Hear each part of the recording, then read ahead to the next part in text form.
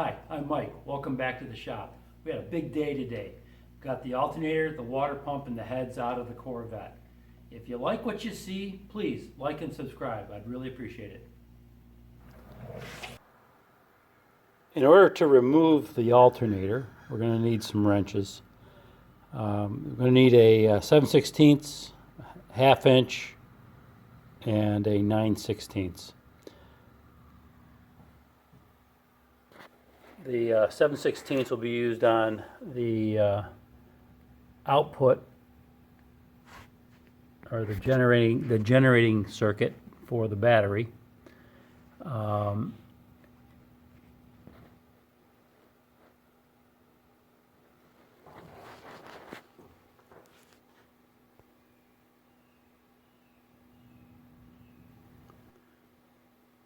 To remove the wires from the back of the alternator, I'm going to have to use the 7/16 wrench on this, and for the ground cable we're going to be using the ½ inch, and then this wire plug is just a pull out. For the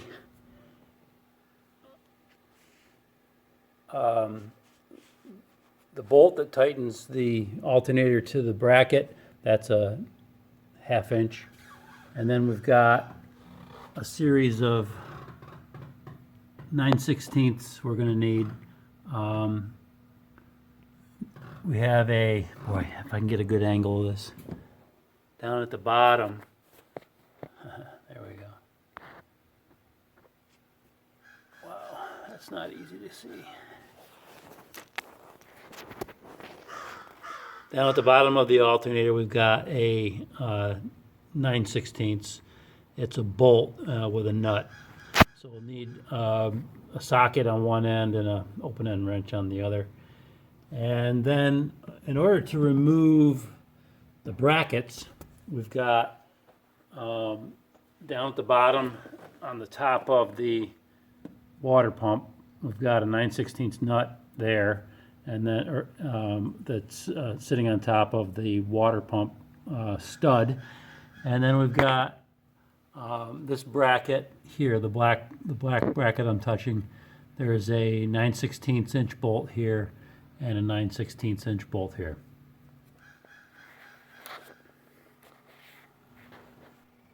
All right, so let's get the electrical connection done here. Oh boy. There we go. Still too tight.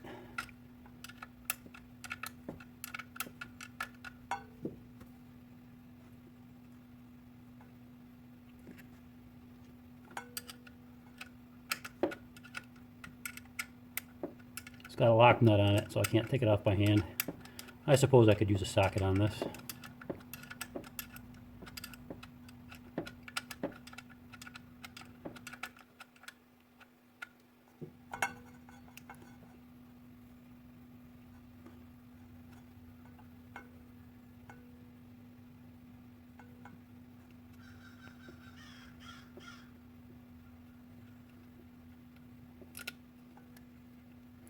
Then we pull the cable out. All right, and then finally the ½ inch.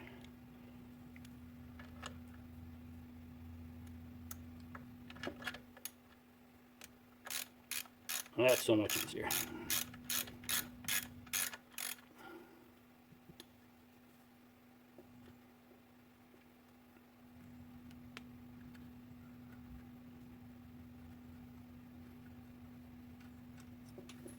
Okay, so I'll pull the wires aside, and I'm putting the fasteners back in so I don't lose them.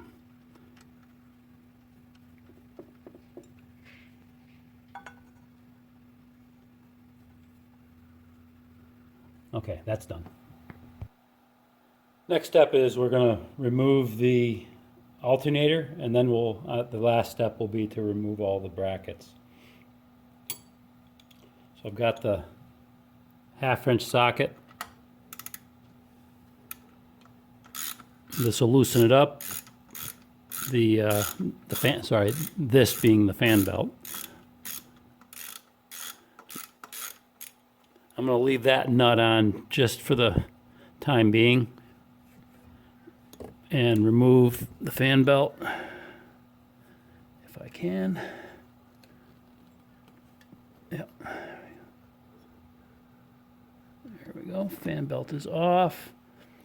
And then I'm going to pull this all the way down because it'll be easier for me to get to the bolt.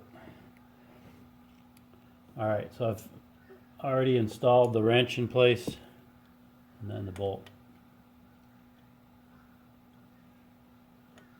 Come on. Oh, that's a 1/2 inch. I need a 9/16.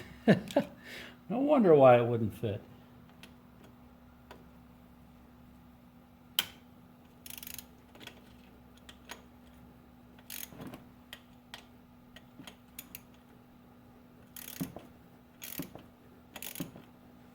Again, it's a lock nut, which is good when it's in operating condition, but no fun when you're trying to eat it apart.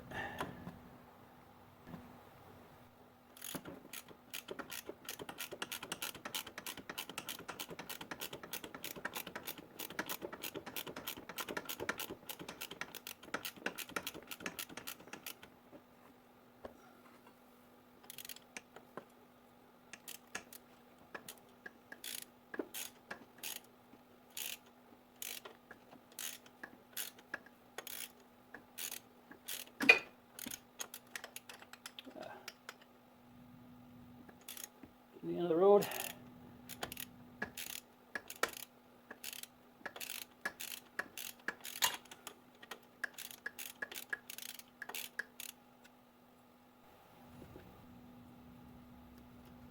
All right.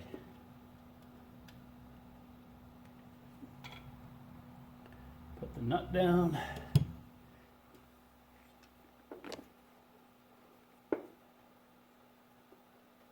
Push the bolt out. Now pull.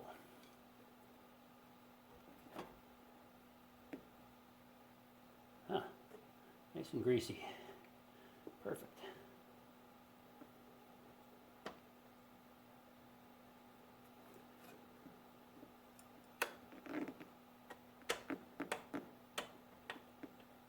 There. Okay. Put that on a greasy rag. And then we'll take the bolt out of the top end here.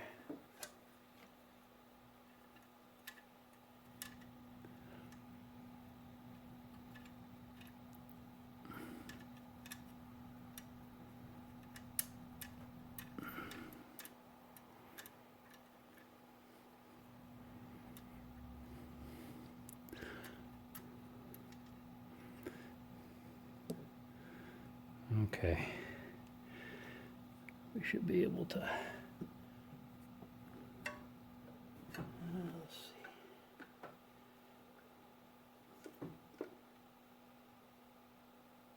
Oh, there's a bushing. All right, so in order to get this out, I've got to take off these two connectors as well here. So we'll take the entire bracket out and then I'll remove the bushing on the bench.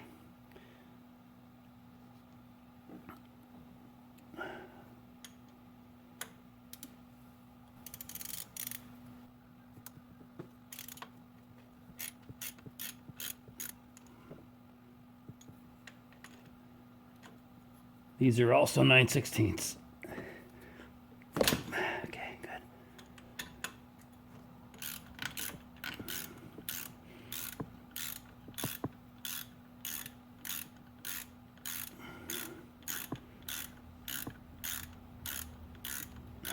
If you haven't been able to figure it out yet, I'm right-handed.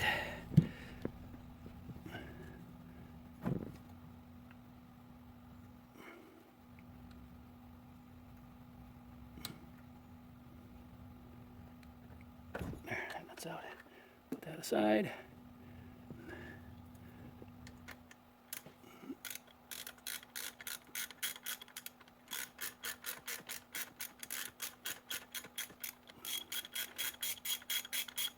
That's faster. All right, good. So just remove it. Oh, I want to point out to you the numbers on this one.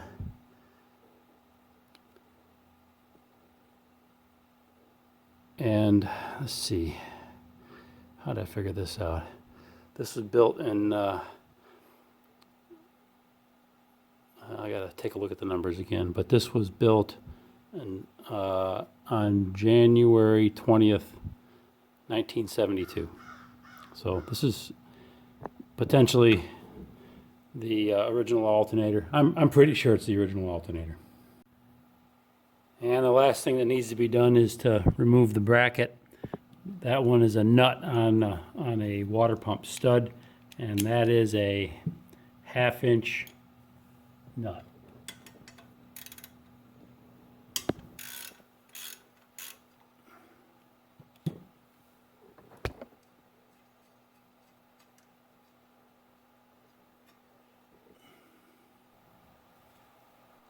The next step of the process is to remove the water pump. As you can see, I've already removed all of the hoses. There are 4 hoses. One is the outlet that goes into the tank, or into the radiator, and the outlet that goes into the intake. And then we've got the heater hose, the one on the right, and then we've got that's heater hose. No, sorry. This one goes to the tank on the passenger fender, and this is the heater hose. So those 4 have been taken off. In order to get the water pump and the fan assembly off, I'll just need a 1/2 inch, 9/16 inch wrench. And there are 4 bolts, 2 on this side and 2 on the other side. Actually, this one got loosened up while we took off the alternator. So that stud, I think I can do it by hand now. All right, so that stud goes to the side.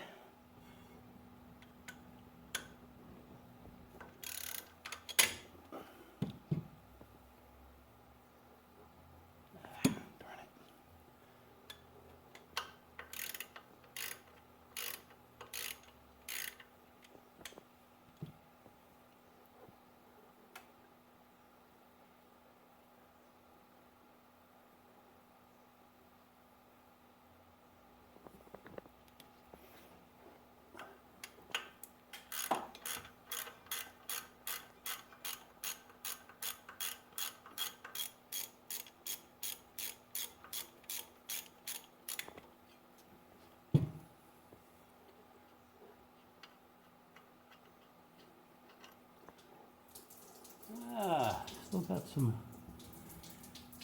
Did not anticipate that. Well, I got a mess to clean up now. I'm gonna put my bucket underneath the pump.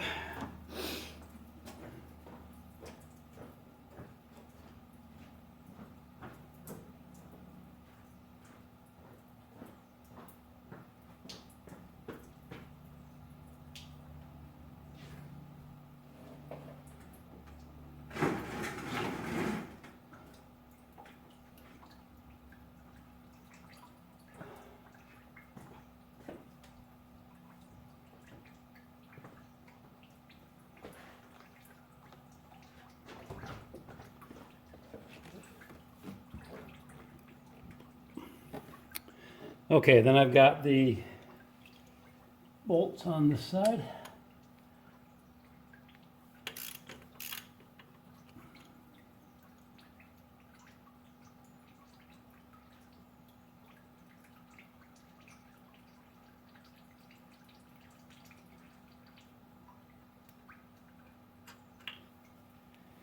And one on the bottom.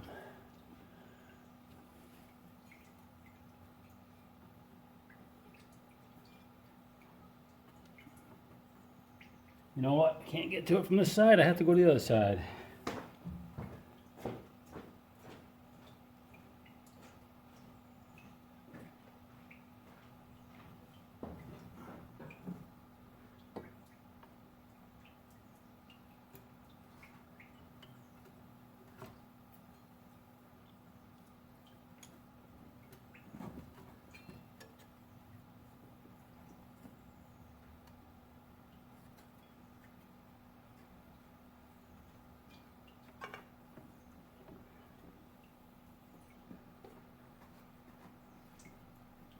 Yeah, there it is.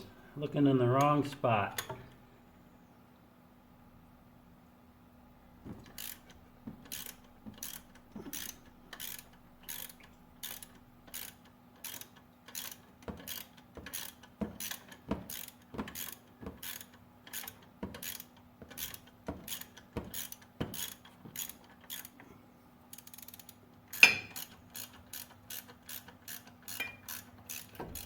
There it goes.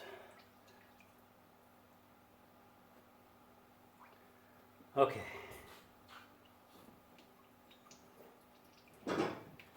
Now to get this whole assembly out, I need to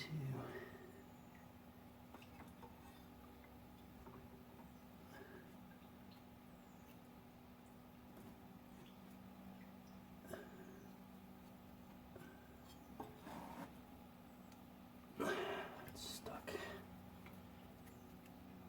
There it goes.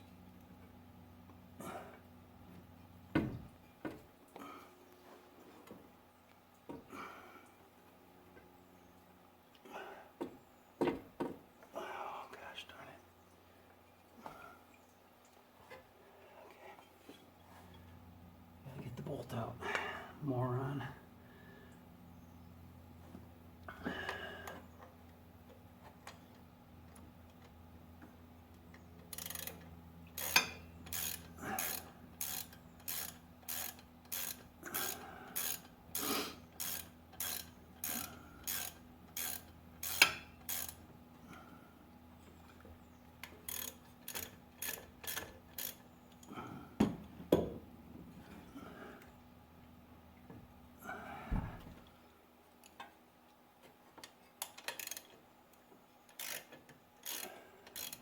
Probably it'd be easier if I took everything off the front end of this pump, but why do it the easy way? I just like to prove to myself I can do it. Okay, that is, so that bolt is out. And just lift.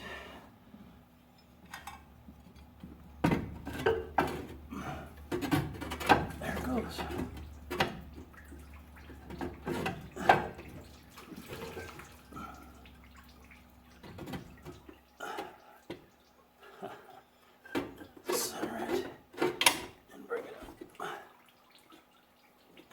Bend the fan. There we go. All right. Well, that was fun.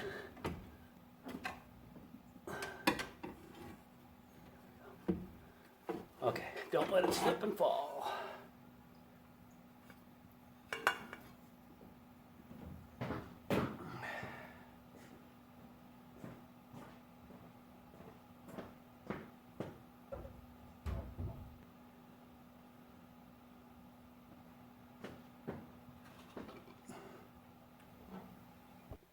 All right, now we're getting to the fun part, removing the heads.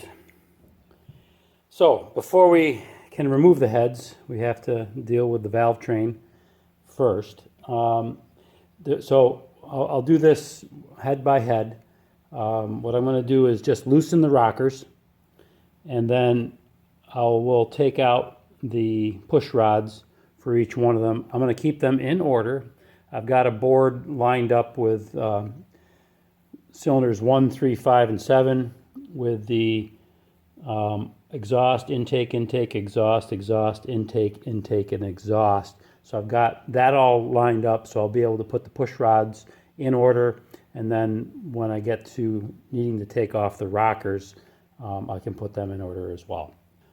Okay, so in order to get the rockers loosened and removed eventually, you need a 5/8 inch wrench.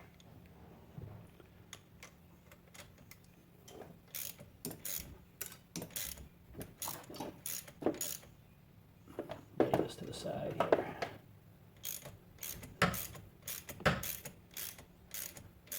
And it may take a little while to get them loose depending upon what part of the cycle or the stroke it was. Yeah, there it is. Okay, good. Same thing here. I'm going to loosen them all up first, and then I'm going to remove the push rods.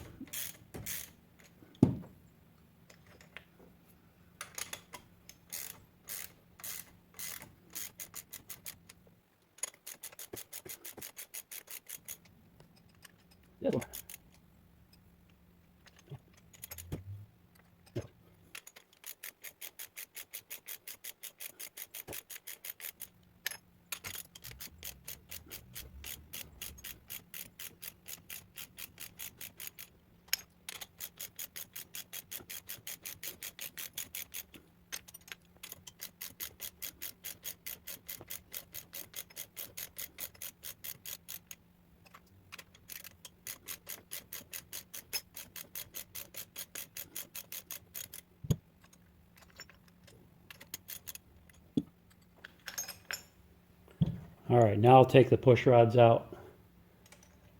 One's in my left hand, or the exhaust in my left hand, intake in my right. And then I'll take out the rockers. Now, why am I doing this? Why am I ordering things up here? Because I want to look at the wear patterns on the rockers and on the push rods to see if there's anything that's of a concern, if there was any excess wear or a funny looking wear pattern relative to all the others that might indicate that the cam is bad, or that a cam follower tappet was not right as well. So at this point, just looking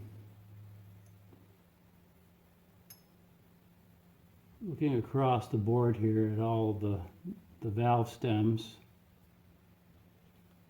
doesn't seem to be any funny wear patterns. So, but in any case, I'm just going to make sure. All right, so I'm going to do this for each set, or for each cylinder, and line them up.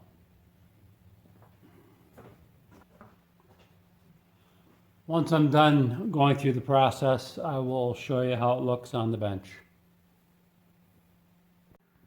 All right, so the push rods and the rockers have been removed, and for the purposes of documentation for assembly, on the driver's side we've got GM 29. And on the passenger side, we've got GM 14. I'll go show that. Here's the passenger side, GM 14. GM 14 on the passenger side. Casting number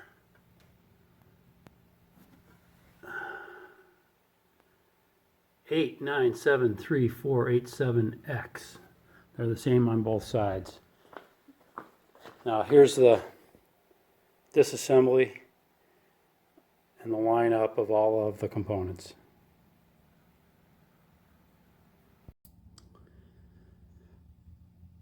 Okay, so at this point in the process, we've got essentially just to take the heads off, each of the heads off.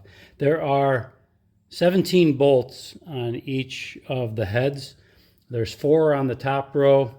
There are 8 at the bottom row, and then there's 2, 4, 5 on the last row. So 4 and 5 and 8, 17.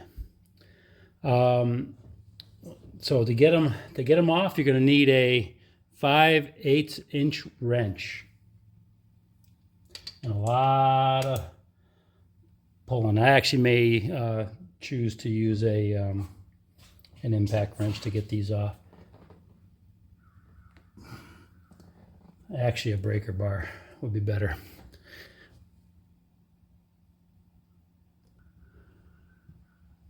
Okay, breaker bar to the rescue.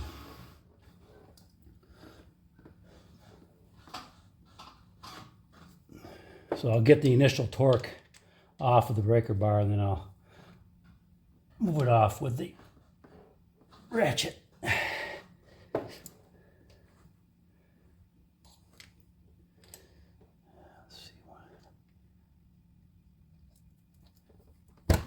That was an easy one. That's not good. It's good for me, but not for the engine. That's a little harder. I don't want to screw that head. There it goes.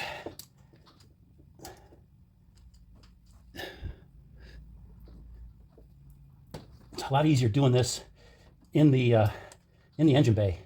You don't get as much leverage when you're on an engine stand. So call me crazy, but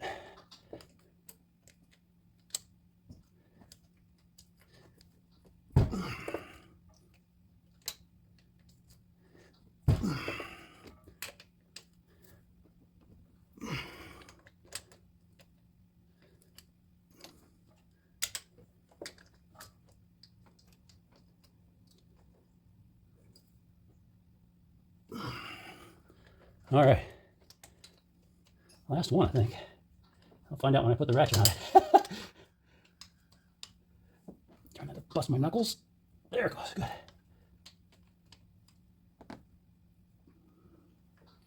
All right, so they've all been loosened up. Now I'll take the rest off with the ratchet. You don't need to watch me do that. That bolt right there goes into the water jacket. Nice. The one right next to it also goes into the water jacket. I thought for sure I had entirely drained the block, but apparently not. All of those bolts go into the water jacket. I probably knew that at one point. All right, so I've got all of the bolts out. Next thing is to pull the head off itself. There's a couple of ways of doing this. As long as it's not sticking, a way of doing it is to stick a lever down in here and just pull up on it. I've already done that, and it pops off pretty easily. I just wanted to demonstrate it again. So when you do it, make sure you got some hold on to it so it doesn't come down and damage anything else. So I'm going to grab onto the bolts in the front here and basically I'm just going to lift it like that, and then it comes off, and then you can lift it off by hand. It's a little heavy, but if you get yourself oriented all right, it should come off. Get the fingers underneath. There we go. And then just pull. And don't hit your fender.